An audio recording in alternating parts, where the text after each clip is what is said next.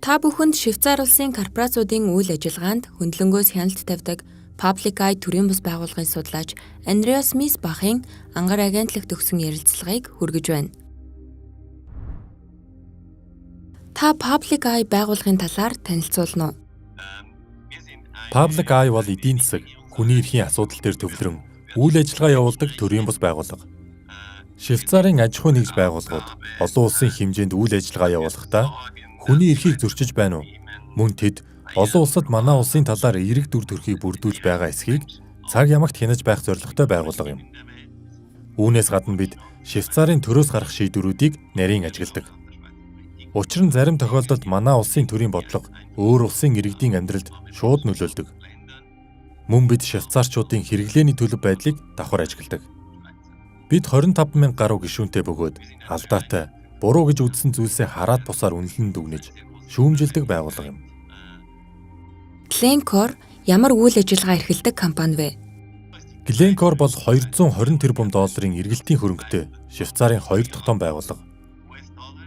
Тус компани дэлхийн хамгийн том газрын баялагын арилжаа эрхлэгч бөгөөд үүнд газрын тос, шатхуун, нүүрс, зис, никел зэргээс эхлээд Улаанбуудаа хүртэл ордог. Харин сүүлийн жилүүдэд Glencore цэвэр худалдааны салбараас гадна уул уурхайн салбарт хүч төрөн орсны жишээ нь тэд экстратаг худалдан авч газрын тос олборлох салбарт ихээхэн хэмжээний хөрөнгө оруулалт хийснээс нь харагдаж байна. Тэгэхээр Glencore бол худалдаа болон уул уурхай үйлдвэрлэлийн салбарт үйл ажиллагаа явуулдаг компани юм. Glencore компани хэрхэн орлогын албан татвараас зайлсхийдэг талаарх бидний хийсэн судалгаатай та санал нэг байна уу? Тийм ээ, таны зөв. Олон нийтэд ил болсон тоо баримтуудаас харахад тодорхой салбарт орсон орлого нааш цааш шилжиж татвар төлөгдөх ёстой газраа очихгүй байгаа юм. Бид ч мөн хэдэн жилийн өмнө Замби улсын Мопани уурхайг судалсан. Хамгийн хачиргалтай нь дэлхийн зах зээл дээр зэсийн үн өндөр байхтаж тус уурхай ашигтай ажиллаж үзээгүй нь судалгаагаар ажиглагдсан юм. Энэ уурхай өнөөдрийг хүртэл ашигтай ажилласан удаагүй. Гэтэл Glencore компани Мопани уурхайн зэсийг дэлхийн зах зээл дээр наймаалж маш их орлого олж байсан хэдий ч Замби улсад орлогын албан татвар төлөхгүй тулд орон нутгийн Мопани уурхайг санаатаагаар алдагдaltaй ажиллуулж байсан гэдэг дүгнэлтэнд хүрч байгаа юм. Эдгээр орлого төвлөрч буй компаниуд нь офшор бүсүүдэд бүртгэлтэй байдаг уу? Яг тийм. Glencore компани Швейцар улсад буюу татварын маш таатай орчинд үйл ажиллагаа явуулж байгаа. Тэд маш бага татвар төлөхийн тулд олон улсын худалдаанаас олсон орлогоо Швейцарт төвлөрүүлдэг. Хэрв ямар ч татвар төлдөггүй газар бүртгэлтэй байсан бол тэд бүр их ашигтай ажиллах байсан болов уу?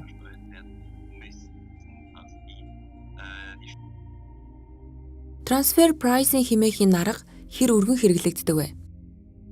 Transfer pricing хэмээх аргыг өнөөдөр маш олон үндэстэн дамсан корпорациуд ашиглаж байна. Glencore энэ аргыг өөр олон оронд ашигладаг нь тодорхой.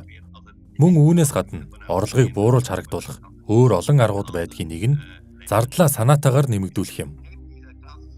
Glencore компани хувьд тэд шаардлагагүй маш өндөр үнэтэй ажил үйлчилгээ авдаг. Мөн түгээмэл ажиглагддаг зүйл бол охин компаниуд нь санхүүжилтээ аль нэг банкнаас хүү багтаа авах бус өөрийн толгой компаниас эсвэл өөр нэг салбар компаниас маш өндөр хүүтэй авдаг явдал юм. Ингэж тэд хүүгийн зардлаа маш ихээр нэмэгдүүлдэг. Олборлолт явуулж буй орон нутгийн охин компани нь өөрийн хөрөнгө байхгүй учраас маш өндөр хүүтэй санхүүжилтээр үйл ажиллагаагаа явуулж ашигтай ажиллах боломжгүй юм. Харин хөрөнгө оруулагч толгой компани нь хүүгээсээ ашиг хүртээд сууж байдаг хэрэг. Энэ бүгдийн гол зорилго нь орлогоо тэг болгох, бүр болж өгвөл алдагдaltaй ажилласан мэт харагдуулснаар орлогын татвараас зайлсхийх явдал юм.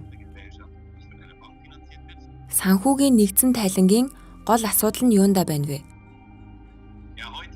Үндэстэн дамсан корпорациуд өнөөдөр хэдэн зуун, хэдэн мянган охин компанитай болсон. Тэд бүгд өөр хоорондоо хамааралгүй хуулийн этгээдүүд. Тэдгээр охин компаниудын дийлэнх нь татварын таатай бүсэд бүртгэлтэй байдаг. Өөрөөр хэлбэл тэд маш бага, зарим тохиолдолд ямар ч татвар төлдөггүй бүсэд эдгээр охин компаниудаа бүртгүүлсэн байдаг. Санхүүгийн тайлан гаргах үед олон нийтэд зөвхөн нийт группийн тайлан ил болдог. Санхүүгийн нэгдсэн тайлангийн уршихаар татварын таатай бүсэд бүртгэлтэй олон тооны охин компаниудын тусламжтай орлогыг наас цааш нь шилжүүлсэний улмаас орлогын татвар төлөгдөх ёстой газраа төлөгдөхгүй нөхцөл байдал бүрдээд байгаа хэрэгэлдэ. Country by Country Report-ийн буюу орон орноор нь тайлгнахын давуу тал нь юу вэ?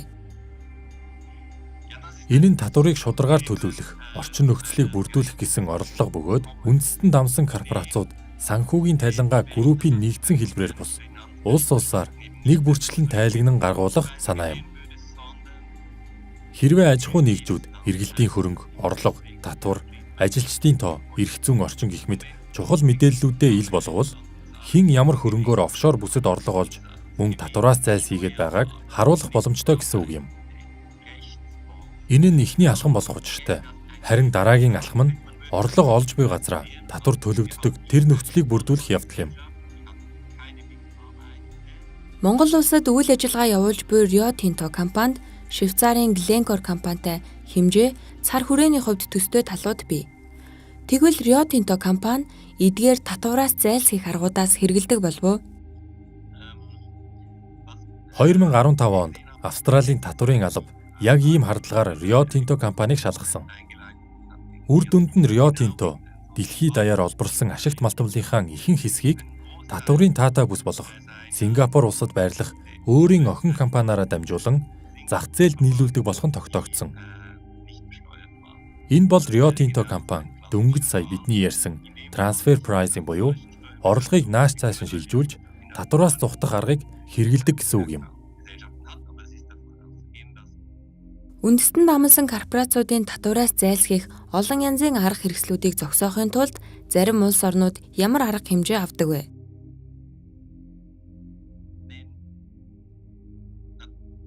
Уул уурхайн салбарт хийж болох хамгийн ихний алхам бол анхнаасаа орлогын албан татварт найдвар бага тавих. Уул уурхайн компаниуд ашигтай ажиллаж түүнээсээ татвар төлнө гэж найдалтгүй. Учир нь уул уурхайн салбарт өөр олон төрлийн татварууд байдаг. Тэр нь royalty буюу ашигт малтмлын нөөц ашигласны төлбөр юм. Замби улсын хувьд ашигт малтмлын нөөц ашигласны төлбөр нь ердөө 1.5% байсан. Энэ л тэдний хамгийн том асуудал болсон хэрэг. Хэрвээ ашигт малтмлын нөөц ашигласны төлбөр өндөр байсан бол тухайн уурхай алдагдaltaй ажилласан ч зарим гүйлгээг ашиг орлогод тооцож татвар ноогдуулах гэх мэт давуу талууд жинхэнэ эзэдүүдэд бий болдог. Үндэстэн дамсан томоохон корпорациуд татвараас хэрхэн зайлсхийдэг, үүний эсрэг улс орнууд ямар арга хэмжээ авдаг талаар сурвалж нэвтрүүлгийн үндэстэн дамсан корпорациудын татвараас зайлсхийх арга дугаараас дэлгэрэнгүй хүлээн авах боломжтой.